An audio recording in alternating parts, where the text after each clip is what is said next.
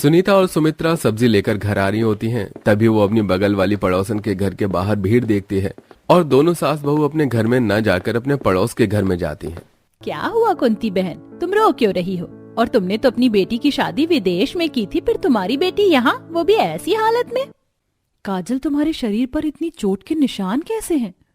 मत पूछो बहन, मैं तो यहाँ खड़े तुम सभी लोगों को एक ही सलाह दूंगी, भले ही सारी जिंदगी अपनी बेटी को घर पर बिठा लेना, पर अपनी बेटियों की शादी विदेश में कभी मत करना। मैंने अपनी जिंदगी की सबसे बड़ी गलती की, अपनी बेटी की शादी विदेशी ससुराल में करवा कर। तुम ऐसा क्यों बोल रही हो कुंती बहन? बहन, तुम्हें दिख नहीं रही मेरी बेटी की हालत? कितने प्यार से मैंने अपनी बेटी की विदेश में शादी की थी, पर उन विदेशी लोगों ने मेरी बेटी को नौकरानी बनाकर रख दिया, उसका शोषण किया। मेरी बेटी बड़ी मुश्किल से अपनी जान बचाकर इंडिया वापस आ पाई है। कुंती की बातें सुनकर वहां खड़े सभी लोग आपस में बातें करने लगते हैं। कुछ देर बाद सुमित्रा अपने घर जाती है और घर आते ही सुनीता सिलाई करने के लिए बैठ जाती है। बहू, मुझे तो अब अपनी बेटी रेशमा की फिक्र हो रही है। मैं भी तो उसकी शादी विदेश में ही करवाना चाहती थी, और तू भी विधवा है। मैं तो चाहती हूँ कि तू भी शादी कर ले। तेरे सामने अभी पूरी जिंदगी बाकी है।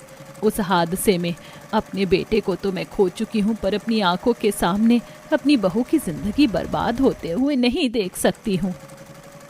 माँ जी, मैं अपने स्वर्गवासी पति की यादों में अपनी जिंदगी बिताने को राजी हूँ, पर आप लोगों को छोड़कर नहीं जाना चाहती। पिताजी अपाहिज हैं और अभी 1 साल बाकी है रेशमा की पढ़ाई खत्म होने में, और आपसे भी काम नहीं हो पाता। पर फिर भी आप लोगों के घर जाकर जूठे बर्तन धोती हैं, और ऐसे में मैं आप लोगों को छोड़कर चली जाऊं, मैं ऐसा ख्याल अपने दिमाग में भी नहीं ला सकती। सुमित्रा के बार बार समझाने पर भी सुनीता दूसरी शादी के लिए राजी नहीं होती। इसी तरह कुछ महीने बीत जाते हैं और एक दिन जब सुनीता कुछ कपड़े टेलर को देने के लिए जाती है तो वो वहाँ हर्षित नाम के एक लड़के को देखती है। हर्षित, तू यहाँ? मैंने तो सुना था कि तू विदेश में शिफ्ट हो गया, फिर यहाँ क्या कर रहा है? Yes, buddy. Your friend has become a foreigner. और यहाँ मैं तो बस किसी काम से आया था। हाँ, मैंने सुना है कि तेरी शादी हो गई, पर तू विधवा के रूप में। ये सब कैसे हुआ तेरे साथ? मेरी शादी को अभी 1 साल ही हुए, और 6 महीने पहले ही एक कार हादसे में मेरे पति का स्वर्गवास हो गया। वैसे यहाँ पर तो तेरा कोई नहीं है ना, इसलिए तू मेरे साथ मेरे ससुराल चल। मेरे ससुराल वाले बहुत अच्छे हैं। जब तक तेरा काम ना खत्म हो जाए तो हमारे साथ ही रहना। सुनीता अपनी अंग्रेजी दोस्त को अपने घर ले जाती है, पर जब सुमित्रा को यह पता चलता है कि हर्षित एक विदेशी है तो वो थोड़ी डर जाती है। अब इसी तरह कुछ दिन बीत जाते हैं और सुमित्रा देखती है कि उसकी विधवा बहू और हर्षित की दोस्ती काफी गहरी हो चुकी है। ऐसे ही एक दिन, आई एम लकी दैट मैं अपनी सबसे अच्छे दोस्त के हाथ से खाना खा रहा हूँ। काश कि तुम भी मेरे साथ विदेश ही चलकर रह पाती। मेरी भाभी से दूर रहो, तुम विदेशी लोग बहुत बुरे होते हो। भाभी ये आपका पहले दोस्त था, पर अब ये विदेशी है। आप जानती है ना विदेशी लोग कैसे होते हैं। वो तो आपके कहने पर हमने इनको पनाह दी, पर अब तो ये अपनी हद पार कर रहा है। Reshma, not all foreigners are bad. और मैं भी इंडियन हूँ और मैं सुनीता को बचपन से जानता हूँ। I liked Sunita from the beginning, but मुझे पता चला कि उसकी शादी हो गई, so I got away from her. But आज उसे हालत में देखकर मुझे अच्छा नहीं लग रहा। आंटी जी, मैं आपके आगे हाथ जोड़ता हूँ, प्लीज हमारे रिश्ते के लिए हाँ कर दीजिए। बहू, मैं तुझ पर कोई दबाव नहीं डालना चाहती। अगर तू बोलेगी तो ही मैं तेरी इस विदेशी से शादी करवाऊंगी। माँ जी, मैं जानती हूँ विदेशी अच्छे नहीं होते, पर मुझे हर्षित पर पूरा भरोसा है। मैं इसे बचपन से जानती हूँ। सुनीता की ये बातें सुन सुमित्रा डरते हुए अपनी विधवा बहू की शादी विदेशी लड़के से करवा देती है और बहुत जल्द हर्षित प्लेन में बैठाकर सुनीता को अपने साथ विदेश ले जाता है, जहाँ हर्षित और सुनीता को देख हर्षित की माँ रूप और बहन क्रिस्टल हैरान रह जाती हैं। हर्षित, व्हाट इज दिस? तू इंडिया अपने किसी काम से गया था ये शादी करने के लिए, और ये तो तेरी वही दोस्त है ना जिसकी शादी होने पर तूने इसकी यादों में खुद को 1 महीने तक कमरे में बंद कर लिया था। When she got married, then why did she come here with you? Brother, what is all this? You cheated my friend. वो भी मेरी उस दोस्त को जिसने उस समय आपका साथ दिया जब आपको इस औरत की जरूरत थी। Mom, Crystal, what are you doing? What are you talking about? अब सुनीता इस घर की बहू है, आपको तो इसका वेलकम करना चाहिए। पर आप तो दरवाजे पर ही खड़ी करके हमसे सवाल जवाब कर रही हैं। चलो सुनीता, ये लोग तुम्हारा गृह प्रवेश नहीं करवाने वाले। विदेश में रहकर ये लोग अपने इंडियन कल्चर को भूल चुके हैं। नाराज होकर हर्षित सुनीता को अपने साथ अपने कमरे में ले जाता है, जहां सुनीता अपना बड़ा सा विदेशी घर देखकर थोड़ी डर जाती है। अब इसी तरह 2 दिन बीत जाते हैं, पर घर का कोई भी सदस्य उससे बात नहीं करता। और एक दिन सुनीता रसोई में खाना बनाने जाती है, पर वहां सिलेंडर न देख वो थोड़ी परेशान हो जाती है। और तभी वहां उसकी नंद क्रिस्टल आती है। What are you looking? Have you never seen such a big kitchen before? Oops, तुम तो गांव की रहने वाली हो, विदेश तो पहली बार आई हो, तुम्हें यहाँ के बारे में क्या ही पता होगा। हाँ, मैं यहाँ के बारे में कुछ नहीं जानती हूँ, मैं यहाँ पहली बार आई हूँ, पर तुम्हें तो मेरी मदद करनी चाहिए। मुझे विदेश घुमाना चाहिए और तुम हो कि मुझसे नाराज बैठी हो। आखिर मेरी गलती क्या है? If you want to know what your mistake is, तो मेरे भाई से पूछो, और घूमने का इतना ही शौक है ना तो मेरे भाई को बोलो, वो तुम्हें यहाँ लेकर आया है, वही तुम्हें घुमा देगा। क्रिस्टल की बात सुनकर सुनीता और ज्यादा दुखी हो जाती है। इसी तरह कुछ दिन बीत जाते हैं और सुनीता देखती है कि उसके विदेशी ससुराल में उसकी सास की कुछ विदेशी अंग्रेजन दोस्त आई हैं। लगता है माँ जी की विदेशी दोस्त आई हैं, पर माँ जी तो मुझे पसंद ही नहीं करती। अगर मैं उनके सामने गई तो माँ जी मुझसे बेकार ही नाराज हो जाएंगे। Hey Roops, is this your same Indian daughter-in-law, the one you were telling me about? Yes, this is my same Indian daughter-in-law.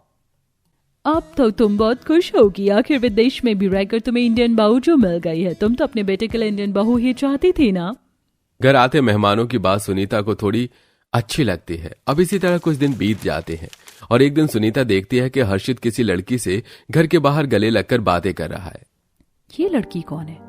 हमारे इंडिया में तो शादीशुदा लड़के लड़कियों से हाथ भी नहीं मिलाते और मेरे पति उस लड़की से गले लग रहे हैं। कहीं काजल और रेशमा की बातें सच तो नहीं? हर्षित विदेश में रहकर पूरी तरह विदेशी तो नहीं बन गया है?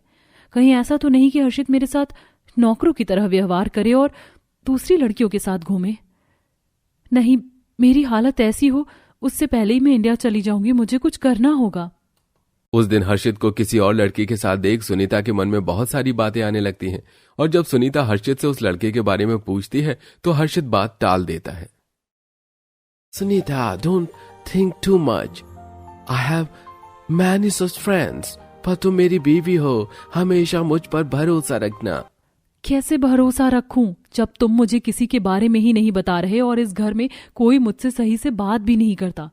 विदेश में आए मुझे 2 महीने हो गए, पर मैं कभी घर से बाहर ही भी नहीं गई और अगले हफ्ते मेरा जन्मदिन भी है, पर यहाँ किसी को याद नहीं। हर्षित की ऐसी बातें सुनकर सुनीता दुखी हो जाती है और इसी तरह कुछ दिन बीत जाते हैं और एक दिन जबरदस्ती हर्षित अपने पूरे परिवार के साथ सुनीता को गाड़ी में बिठाता है और गाड़ी में ही हर्षित सुनीता की आंखों में पट्टी बांध देता है। ये लोग मुझे कहाँ लेकर जा रहे हैं और मेरी आंखों पर पट्टी क्यों बांधी है? भाभी, आगे सीढ़ियां हैं तो अच्छे से चलना। क्रिस्टल तो मुझे बिल्कुल भी पसंद नहीं करती, फिर ये आज मुझे भाभी कैसे बोल रही है? कुछ देर बाद सभी लोग एक बड़े से होटल में जाते हैं और जब सुनीता की आंखों से पट्टी उतरती है तो वो देखती है कि उसके सामने कुछ विदेशी दोस्त केक लेकर खड़े हैं और कुछ वेटर मेहमानों को खाना और ड्रिंक सर्व कर रहे हैं और उसके सामने केक के पास वही लड़की खड़ी है जो उसे दिन हर्षित से मिली थी। डॉटर इन लॉ, तुम्हें क्या लगा हम बुरे हैं? हम बुरे नहीं हैं, बस हर्षित से थोड़ा नाराज थे because he married you without telling us. जबकि मैं तो खुद चाहती थी कि तू मेरी बहू बने और क्रिस्टल भी तुझसे इसीलिए नाराज थी क्योंकि जब हर्षित डिप्रेशन में गया तब उसकी दोस्त ने उसका साथ दिया और तेरी वजह से उसकी दोस्त का दिल टूट गया। And the girl aunty ji is talking about is me. जब मुझे हर्षित ने तुम्हारे बारे में बताया तो मैंने खुद को संभाला क्योंकि हर्षित मुझसे प्यार करता ही नहीं था। वो तो बस क्रिस्टल और मेरी जिद के आगे मजबूर होकर मेरे साथ रह रहा था।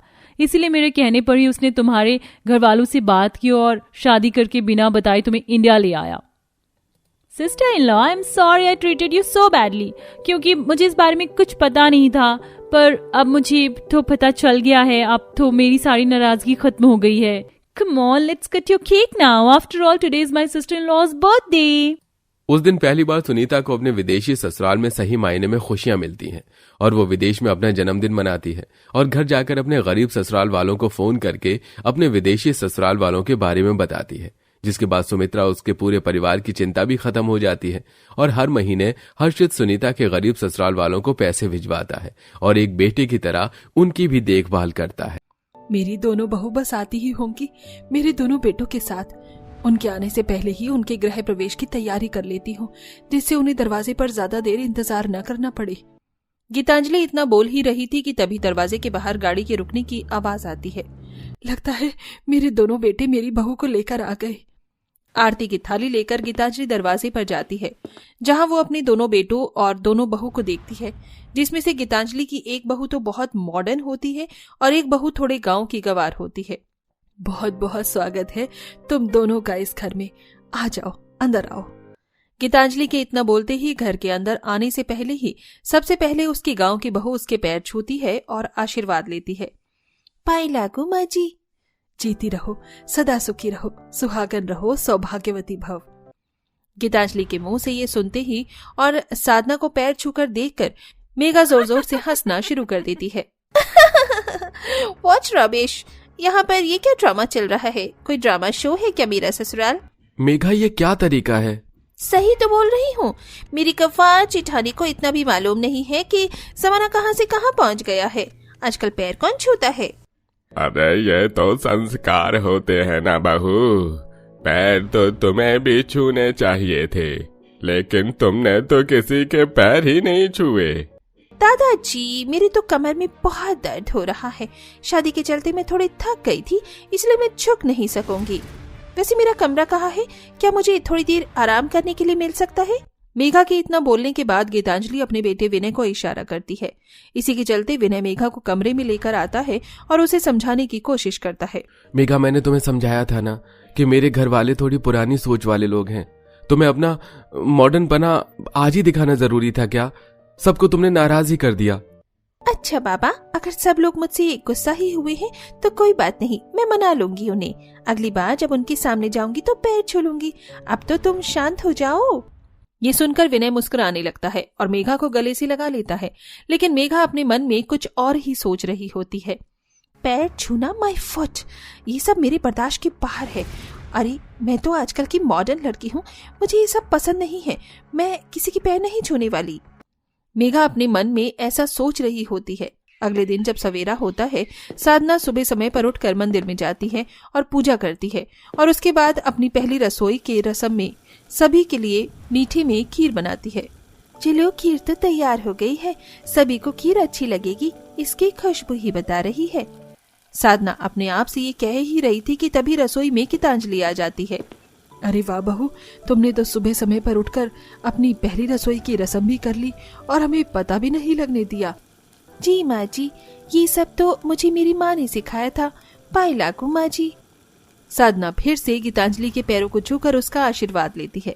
साधना को बड़ों का आदर सम्मान करना बहुत अच्छा लगता था, लेकिन जब देरी से उठकर मेघा रसोई में आती है तो वो फिर से जोर जोर से हंसने लगती है और अपनी जेठानी का मजाक उड़ाने लगती है। अरे भाई, तुम कौन से जमाने में जी रही हो? ये सब करना जरूरी थोड़ी ना है। मुझसे तो इन सब चीजों की उम्मीद भी मत करना। ना मेरे माँ बाप ने मुझे ये सब सिखाया और ना ही मैं ये सब करना चाहती हूँ। मेरे माँ बाप भी मॉडर्न थे और मैं भी मॉडर्न हूँ। बहू, संस्कार तो माता पिता से ही आते हैं और कुछ चीज जिंदगी में बहुत जरूरी होती है, जैसे बड़ों का आदर सम्मान करना, उनकी इज्जत करना, पैर छूकर उनके आशीर्वाद लेना। व्हाट रमेश माँ जी, आप भी इस जमाने में रहने के बाद भी ये सब सोचती हो? मुझे तो यकीन ही नहीं हो रहा। गीतांजलि मेघा को कुछ कह ही नहीं पाती। इतने में साधना सभी के लिए खीर परोसकर डाइनिंग टेबल पर ले आती है, जहाँ पर सभी घर के बुजुर्ग से लेकर बच्चों तक बैठे होते हैं। साधना एक एक करके सभी का आशीर्वाद लेती है और उनके पैर भी छूती है। पाई लागू बाबूजी। सदा सुहागन रहो बहू और हमेशा खुश रहो। भगवान तुम्हें ऐसे ही हमेशा खुश रखे। कैलाश की एक बात सुनकर साधना बहुत खुश होती है, लेकिन मेघा बेशर्मों की तरह वहीं खड़ी रहती है। वो किसी के पैर छूना तो बहुत दूर की बात है, वो किसी से नमस्ते तक नहीं करती।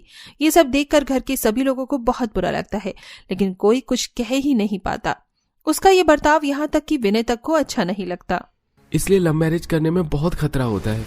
बेकार में मैंने मॉडर्न लड़की से लव मैरिज कर ली। इससे अच्छा तो मैं लव मैरिज करता ही नहीं और अपनी माँ की पसंद से शादी कर लेता तो वही सही रहता। विनय को मेघा से बहुत नाराजगी होती है, लेकिन मेघा हर बार उससे झूठ कहकर उसे मना लेती है। लेकिन अब ये रोजाना का हो गया था। घर में रोजाना कोई ना कोई मेघा को बस यही सिखा रहा था कि बड़ों की इज्जत करनी चाहिए।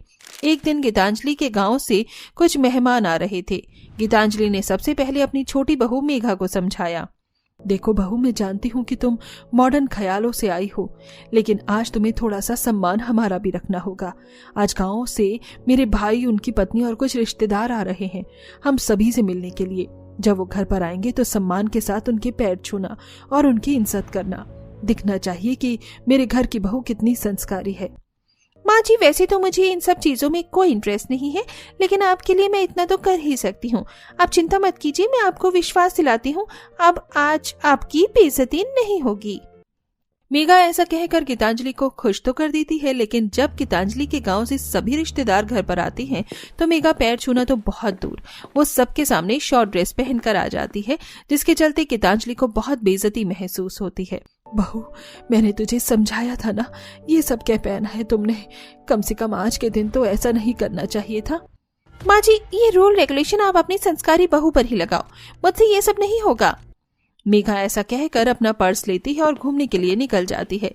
सभी रिश्तेदारों को इस बात का बहुत बुरा लगता है। बहन, ये सब क्या है? क्या इस घर की बहू इस तरह रहती है? तभी साधना आकर सभी के पैर छूती है और सभी को नाश्ता देती है। भैया, मैं आपको क्या बताऊं, ये तो हमसे हुई गलती है जो ठीक होने का नाम ही नहीं ले रही। ये हमारे घर की मॉडर्न बहू है और ये हमारे घर की संस्कारी सर्वगुण संपन्न बहू है। साधना अपनी सादगी से सभी का दिल जीत लेती है, जिसके चलते उसे बहुत प्यार, प्रेम और शगुन भी मिलता है। बहन, दोनों बहू में जमीन आसमान का फर्क है। साधना बहू ने तो हमारा दिल ही जीत लिया, लेकिन तुम्हारी मॉडर्न बहू, भगवान से दुआ करता हूँ कि वो दोबारा मेरे सामने कभी ना आए।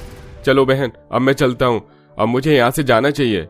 गोविंद ऐसा कहकर सभी के साथ वहां से चला जाता है, जिसके बाद गीतांजलि साधना के सर पर हाथ रखकर उससे कहती है, बहू, आज तुम न होती तो शायद हमारी बहुत ज्यादा बेइज्जती हो जाती।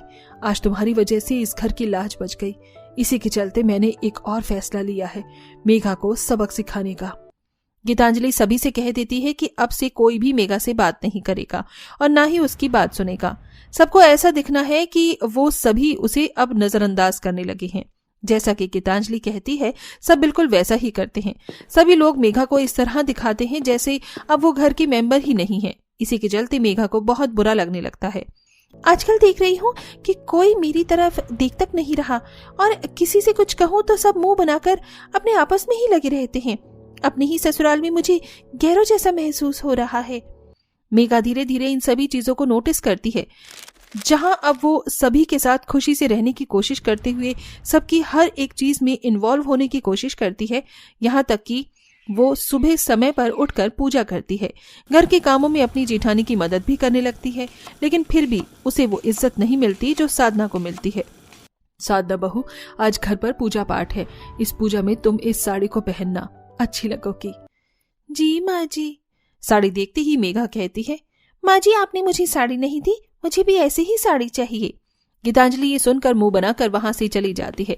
मेघा को अब समझ आ जाता है कि आज ये सब उसी की गलती की वजह से हो रहा है। मेघा को बहुत बुरा लगता है, जिसके चलते साधना उसे अपनी साड़ी दे देती है। इसी के चलते रात की पूजा में मेघा साधना की सिंपल साड़ी पहनकर सभी के सामने आती है, सभी के पैर छूती है और पूजा पाठ भी बहुत मन से करती है। बहन जी, आपकी दोनों बहू बहुत सर्वगुण संपन्न संस्कारी हैं। भगवान हर घर में आप जैसी ही बहू दे। पंडित जी दोनों बहू को सदा सौभाग्यवती भव का आशीर्वाद देकर वहां से चले जाते हैं, जिसके बाद मेघा सभी के पैर छूती है और सभी से माफी मांगती है। आप सभी मुझे माफ कर दीजिए, मैं बहुत गलत थी, लेकिन अब मुझे सबक मिल गया है। अब से मैं ना तो अपनी जेठानी का अपमान करूंगी और ना ही मैं परंपराओं को ठेस पहुंचाऊंगी। आखिर में घर के सभी लोग उसे बहू की तरह रखना शुरू कर देते हैं, जिसके बाद सब एक साथ खुशी खुशी रहने लगते हैं।